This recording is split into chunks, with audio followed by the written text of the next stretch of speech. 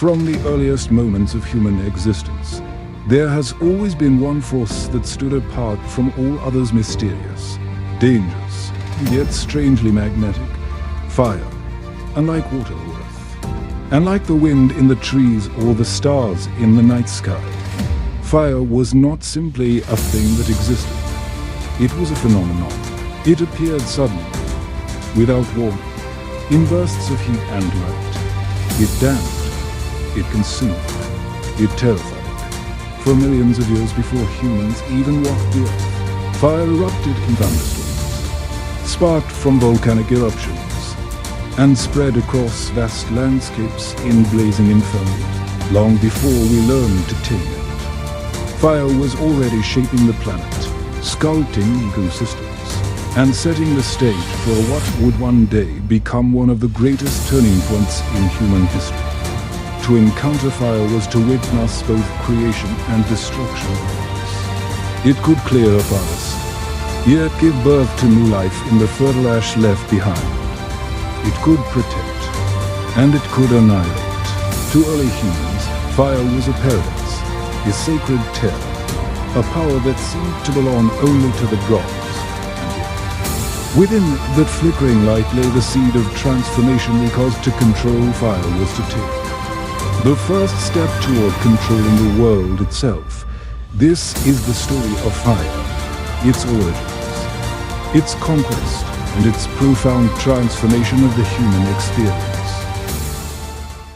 To understand the role of fire in the story of humanity, we must first step far back into the story of the earth itself, long before humans walked upright, long before mammals even existed. Fire shaped the destiny of the planet more than 400 million years ago. The first forests rose on land. With trees came fuel, and with oxygen levels in the atmosphere climbing higher than today, the earth became primed for burning. Fossil records reveal charred remnants of these prehistoric forests, evidence of massive wildfires that raged across primeval landscapes, to a creature alive in that age. Fire was not an anomaly. It was a constant rhythm of destruction and renewal. Volcanoes added to this trauma. Every eruption was an act of violence and rebirth, creating new lands even as they obliterated the old. Rivers of lava seared the earth, spewing ash high into the sky.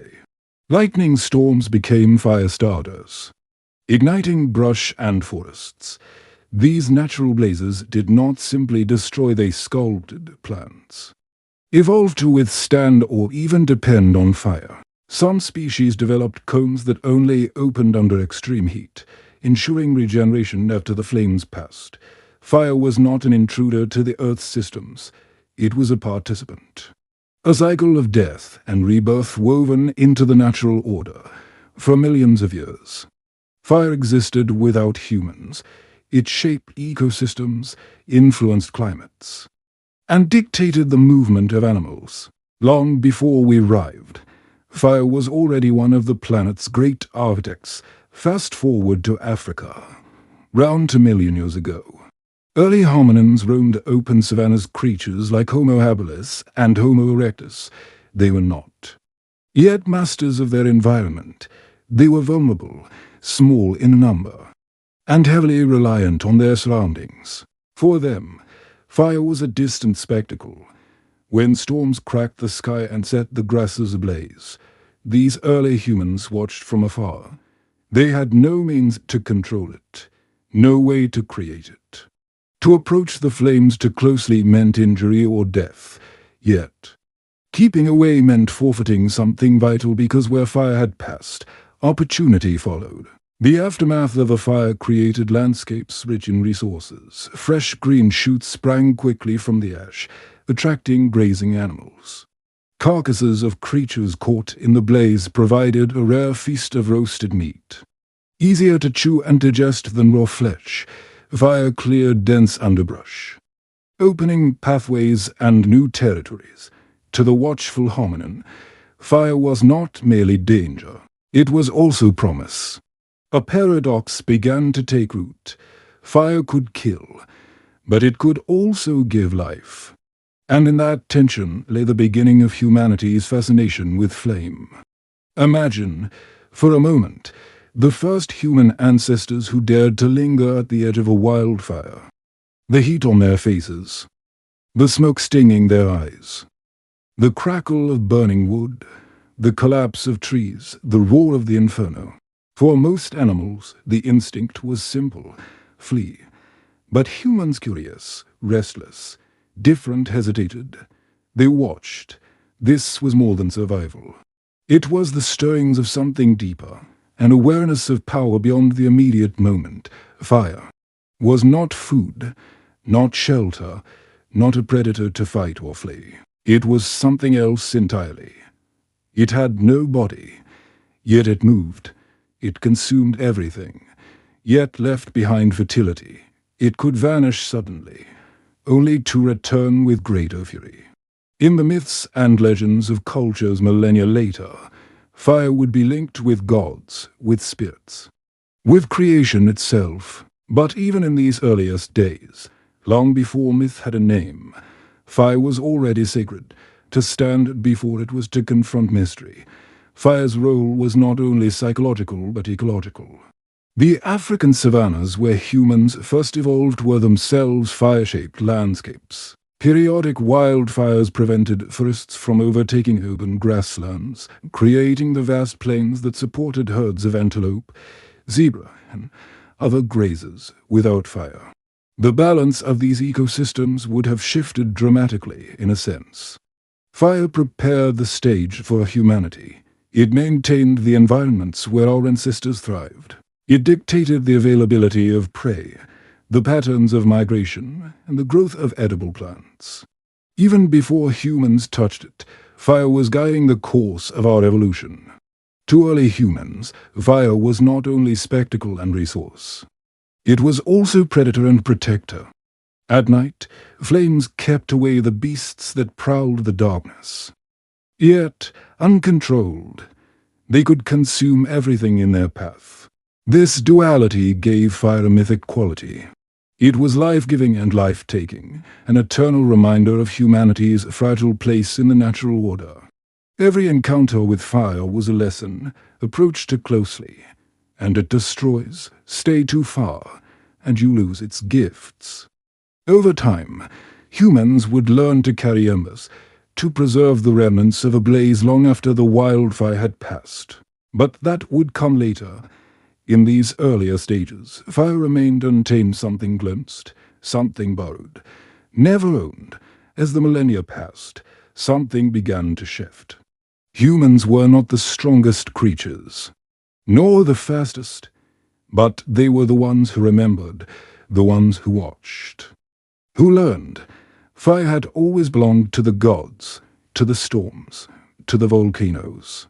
But slowly, inevitably, humanity began to imagine a different future, one in which this force could be theirs. In the glow of distant wildfires, the seeds of destiny were sown.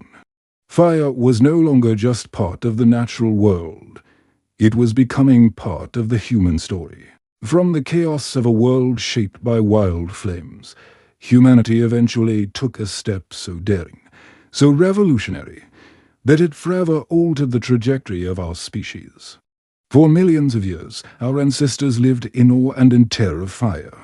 They watched it from the edges of forests as lightning spark infernos consumed the land. They fled from its waves of heat, its suffocating smoke, and its unstoppable advance. Fire was a power too immense to be touched. And yet, somewhere, sometime, deep in the prehistoric past, humans began to draw closer. Imagine a small band of early hominins, fragile, hungry, vulnerable. Night falls quickly, and with it comes a terror older than speech, the darkness. The sounds of predators stir in the underbrush, the growl of lions, the rustle of snakes, the piercing eyes of creatures that see better in the night than we ever could. But then, in the distance, the glow of fire. Perhaps a lightning storm had ignited a tree, leaving behind a smoldering trunk. At first, these humans might have approached cautiously, stealing warmth at the edges before retreating again. But slowly, they began to realize something extraordinary. Fire could be carried. A burning branch could be taken, nurtured, and protected.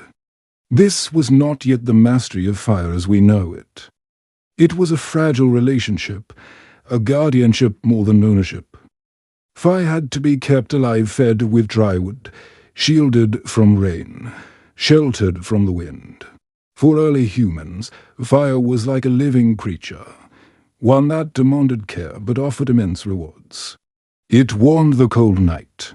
It scared away predators. It provided light, extending human activity far beyond the setting sun.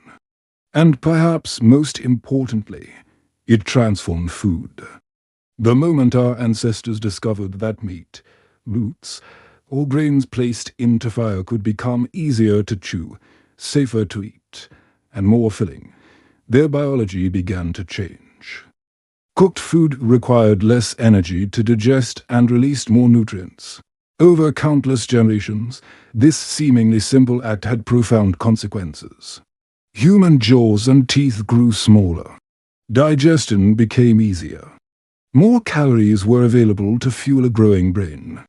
In a very real sense, fire was not just outside of us, it became part of us, written into our very bodies. Some scientists even argue that without fire, the human brain could never have reached its current size. But how did we first learn to control it? This is a question that has fascinated archaeologists for decades. Evidence suggests that the earliest controlled use of fire dates back nearly 1 million years. In caves across Africa, charred bones and heated stones bear silent witness to ancient hearts. At sites like Wonderwork Cave in South Africa, traces of ash reveal that fire was not simply stumbled upon, it was nurtured. By 400,000 years ago, the practice was spreading widely across Eurasia. Picture these early fires, not the neat campfires of modern camping trips, but sprawling, smoky pits lined with stones, smouldering for hours, sometimes days. Round them, small communities gathered. Fire became not only a tool, but also a social anchor. Conversation, if it can be called, that likely flourished round the glow of embers. Gestures, sounds, and shared experiences were amplified by the light. Some anthropologists even suggest that language itself may have first begun to flourish at the fireside, where the night was long, and the only thing left to do was share stories, ideas, and warnings. Still, fire was not easy to control. Carrying burning branches worked, but what happened when the fire went out? For a long time, humanity was at the mercy of the natural world, waiting for the next lightning strike or volcanic eruption to grant them fire. To truly master it, they needed to learn how to create fire. And this was no small achievement. The first sparks of intentional fire-making were likely accidental. To stones striking against each other, sending a faint glimmer of sparks into dry grass, or friction from a spinning stick generating heat until smoke appeared. Over time, these techniques were refined. The bow drill, the hand drill, the flint and steel, these methods would emerge and evolve, passed down through countless generations. To strike fire from nothing was more than a survival trick. It was magic. It was creation. It was power. And so, fire shifted from being a force of nature to a force of culture. What had once been feared became cherished. It was no longer the enemy at the edge of the forest, it was the guardian in the heart of the camp. Round it, humans learned to cook, to forge tools, to ward off beasts, and eventually, to transform entire landscapes. The first controlled burns cleared land for hunting, driving animals into open spaces. The cycle had shifted. No longer were humans merely shaped by fire now. They were shaping fire to their will. But fire was never simply practical. It was also profoundly symbolic. In many early societies, fire was seen as a gift from the gods, a sacred flame to be guarded and revered. Mythologies from across the world reflect this reverence. The Greeks told of Prometheus stealing fire from Olympus. Hindu traditions speak of Agni the fire god as a divine messenger. In Aboriginal Australian stories, fire was hidden by animals until humans learned how to take it. These myths remind us that fire was not just heat and light. It was life itself. As humanity's relationship with fire deepened, so too did its impact on our psychology. Imagine the faces of our ancestors illuminated by the flickering glow, shadows dancing on cave walls. For the first time, darkness was not absolute. For the first time, the night could be pierced. This shift was monumental. It changed not only how we lived, but how we thought. Fire became the first screen, the first theater, a stage upon which imagination was cast. Round the fire, humans began to dream, to tell stories, to conceive of things beyond the immediate struggle for survival. Archaeological evidence shows that fire was central to the expansion of humans into colder regions. Without it, survival in Ice Age Europe or Northern Asia would have been impossible. Animal skins and shelters could only go so far. Fire made the uninhabitable habitable. The glow of flames meant warmth, safety, and a promise that life could continue even in the harshest conditions. In this way, fire was not just a tool, it was the first great technology, a transformative force that allowed humanity to break free from the strict limits of climate and geography. Still, mastery of fire was not without its dangers. To play with flames was to risk destruction. Camps could be burned, food supplies lost, even lives taken. Fire demanded respect. In many ways, this duality, its ability to nurture and to destroy, became a defining metaphor for human progress. For every step forward, there was always a shadow of risk, a reminder that power comes with responsibility. As we look back now, it is easy to take fire for granted. A spark from a lighter, the flick of a switch, the controlled blaze of a stove, these are everyday conveniences. But in the prehistoric world, fire was nothing less than miraculous. It was the difference between life and death, fear and safety, ignorance and knowledge. To hold fire in one's hands was to hold the future itself. And so, humanity crossed one of its earliest thresholds. The wild flame had been tamed, nurtured, and passed down from one generation to the next.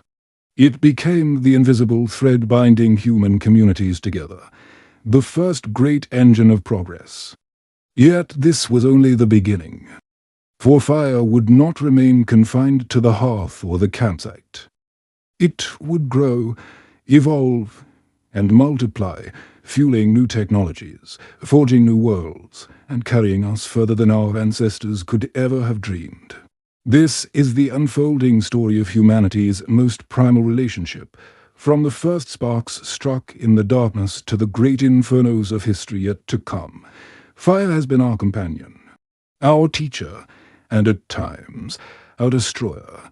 And as we continue this journey, we will see how fire did not just shape our survival, it shaped civilization itself. When humanity first learned to control fire, it gave us warmth, protection, and the ability to cook food. But it was only the beginning. The mastery of fire did not stop at survival, it became the spark that ignited civilization itself. As human communities grew larger, more organized, and more ambitious, fire evolved from a mere tool into an engine of progress, weaving itself into nearly every aspect of society. Without fire, there would have been no great cities, no metallurgy, no sprawling empires, and perhaps no civilization as we know it. Our journey explores how fire became the silent architect of our earliest cities, the beating heart of rituals and religions, and the driving force of technology. It is the story of how fire transformed from a force of nature into a cornerstone of culture. The story of civilization begins with the land with agriculture. For most of human history, our ancestors lived as nomads, following herds and gathering wild plants. Fire was their companion in mobility, a tool to clear camps, ward off predators, and cook on the go. But as humans began to settle, fire's role expanded dramatically. One of the earliest agricultural tools was not the plow or the hoe, it was fire. Long before metal blades cut through soil, humans used controlled burning to transform landscapes. Entire fields were set ablaze to clear away dense forests, underbrush, and pests. The ash left behind enriched the soil, creating fertile ground for planting. This method, known as slash-and-burn agriculture, became one of the first large-scale uses of fire to manipulate ecosystems for human needs. Fire allowed early farmers to shape land in ways that would have been impossible with bare hands. Dense forests that once stood as barriers to settlement were reduced to open fields, ready for cultivation. In this sense, fire was both the destroyer and the giver of life. It annihilated existing vegetation, but paved the way for crops to thrive. Even more importantly, fire extended human control over time. By preserving harvested grains with smoke-drying techniques, early societies could store food longer, sustaining larger populations through winters or droughts. These food surpluses laid the foundation for permanent settlements. Villages grew into towns. Towns grew into cities. And at the heart of every settlement, from the smallest hamlet to the first great civilizations, fire burned in hearths, in fields, and in communal ovens. It is no exaggeration to say that agriculture, the bedrock of civilization, was built on fire. If agriculture anchored humans to the land, metallurgy propelled them into an entirely new era. The leap from stone tools to metal was one of the greatest revolutions in history, and it was fire that made it possible. For millions of years, humanity shaped stone into axes, blades, and spear points. These tools were effective, but limited. Then, somewhere around 6,000 years ago, humans discovered that certain stones changed when placed into fire. Malachite and other ores, when heated to extreme temperatures, released a liquid metal. This was a moment of profound transformation. With fire, humans had unlocked the hidden world inside rock. At first, copper was extracted, soft but workable. Soon, communities learned to combine copper with tin, producing bronze, harder, more durable metal. This marked the beginning of the Bronze Age, the period that saw the rise of advanced tools, weapons, and complex societies. Bronze plows turned soil more efficiently than stone. Bronze swords and armor gave armies new power. Bronze chisels carved monuments and temples that still stand today. All of it depended on fire. Without furnaces and smelting, there could be no metals. The control of fire became synonymous with progress, and mastery of metallurgy became a measure of civilization's advancement.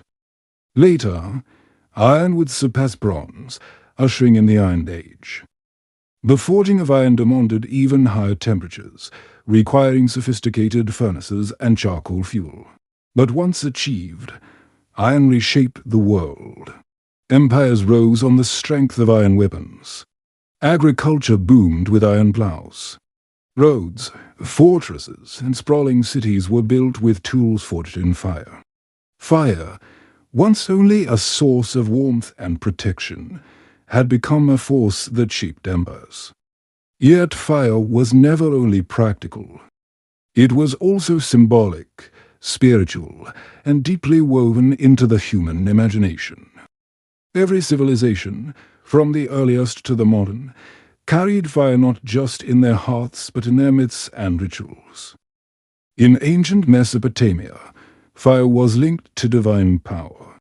Temples burned offerings to the gods, sending smoke as a bridge between earth and heaven. In Greece, fire was sacred to Hestia, goddess of the hearth, and the Olympic flame itself was a symbol of continuity and divine presence. The myth of Prometheus, who stole fire from the gods to give to humanity, captured the paradox of fire, a gift of progress, but also a dangerous power not meant to be wielded carelessly. In Zoroastrianism, one of the world's oldest religions, fire became the ultimate symbol of purity and truth. Fire temples were constructed where sacred flames were kept burning perpetually, tended by priests. The flame represented the eternal struggle between light and darkness, good and evil. Similarly, in Vedic traditions of ancient India, fire Agni was a divine messenger, carrying prayers upward through smoke. The power of fire was also political. Kings and rulers claimed authority through their control of sacred flames. In many cultures, to extinguish a city's central fire was to extinguish the community itself. The hearth became not just a physical center, but a cultural one, round which societies organized their values, rituals, and sense of belonging. Through ritual and symbolism, fire shaped human identity as much as it shaped material progress. It united communities, inspired awe, and reinforced the idea that civilization itself was tied to something greater, something cosmic. By the time humanity entered the age of cities, fire was no longer just an element of survival or ritual, it had become infrastructure. The great cities of Mesopotamia, Egypt, the Indus Valley, and China all depended on fire in countless ways. Fire lit the lamps that extended life into the night, allowing markets, feasts, and learning to continue long after sunset. Fire baked the bricks that built city walls and palaces. Fire powered the forges that equipped armies and craftsmen. Even the very organization of cities reflected fire's presence. Blacksmiths' quarters, pottery workshops, and communal ovens formed essential districts of urban life. But fire also introduced new dangers. In tightly packed settlements, flames could spread uncontrollably, turning wood and houses into infernos. The Great Fire River, recorded in Mesopotamian laments, destroyed temples and homes. Later, in 64 CE, the Great Fire of Rome raged for 6 days, consuming most of the city. Fire was both civilization's builder and its destroyer, a reminder that mastery was never absolute. Yet despite the risks, fire remained indispensable. In fact, the very challenge of controlling urban fires led to new forms of social organization: fire brigades, city planning, and laws regulating building materials. Out of destruction came innovation. Fire also fueled commerce. Pottery fired in kilns became a global trade good. Metal tools and weapons moved along ancient trade routes, spreading technologies and cultures. Even currency itself, coins of silver, gold, and bronze, was born from fire. Civilization, in all its complexity, was quite literally forged in flame. Looking back, it becomes clear that fire was more than an invention. It was the foundation upon which civilizations were built. Agriculture depended on it. Metallurgy required it. Rituals revered it. Cities were illuminated and defended by it. Commerce and culture spread through technologies shaped in its heat. Fire was civilization's first great tool of transformation, a bridge between humanity and the forces of nature. With fire, humans not only survived, but redefined their place in the world. It gave us the means to reshape landscapes, to build lasting communities, to imagine gods and stories, to forge empires. And yet, as much as fire gave, it always demanded respect. It could build cities, and it could destroy them. It could nourish through cooking and warmth, and it could kill through war and accident. It remained a paradox, an ally and an adversary, a servant and a master. This duality is what made fire such a profound force in the birth of civilization. It was never just a tool. It was a presence, a power, a symbol. Civilization, in many ways, was humanity's attempt to live alongside fire, not just to control it, but to coexist with it. As we leave behind the dawn of cities and empires, one truth becomes clear. Fire was not finished shaping humanity. If it lit the way for civilization's birth, it would also illuminate the road to its future. With fire, humans would one day harness steam to power machines, ignite engines to span continents, and unleash energies far beyond the imagination of ancient peoples. But before those revolutions came, there was another story, a story of how fire, once worshipped in temples and guarded in hearts, evolved into the engines of industry and the modern world. This is where our journey leads next. In the 18th century, fire stepped into a new role. No longer just the flame of hearths or forges, it became the hidden engine inside machines. James Watt's improved steam engine turned fire into pressure, pressure into motion. Coal-fed furnaces powered spinning looms, locomotives, and ships. Carrying goods and people farther and faster than ever before, the world changed shape. Cities swelled round factories, their skies darkened with smoke. Blast furnaces poured rivers of iron, forging rails, bridges, and skyscrapers. What was once a flicker of survival became the roar of modern industry. As centuries turned, fire leapt into new forms. The internal combustion engine carried humanity across continents and oceans. Turbines spun to generate electricity, illuminating entire cities. Airplanes soared on controlled flames. And rockets hurled humans beyond Earth itself. The spark of fire became civilization's pulse, encoded in light bulbs, engines, and every humming machine of the modern world. Yet every gift carried a shadow. Fire lit the factories, but also the battlefields. Gunpowder and explosives reshaped wars by the mid-20th century. Nuclear fire revealed humanity's most terrifying mystery, the power to ignite suns on Earth, capable of ending the very civilization fire had built. Even now, fire fuels our progress and our peril. Fossil fuels drive economies, but also heat the planet. Rocket engines blaze toward other worlds, while wildfires made fiercer by climate change remind us of fire's untamed face. And still, humanity searches for what comes next. Solar power, wind, and nuclear fusion all promise a future where we move beyond fire, just as coal once replaced wood. Perhaps one day, we will look back on fire as only the first chapter in our relationship with energy. From the spark struck in a cave to the flames lifting rockets into the sky, fire has never been just a tool. It is a companion, a force that carried us from survival to supremacy. Now, as we look to the future, one question remains, not whether fire will continue to shape us, but whether we can learn to shape it wisely. For the flame still burns and its story is not yet finished.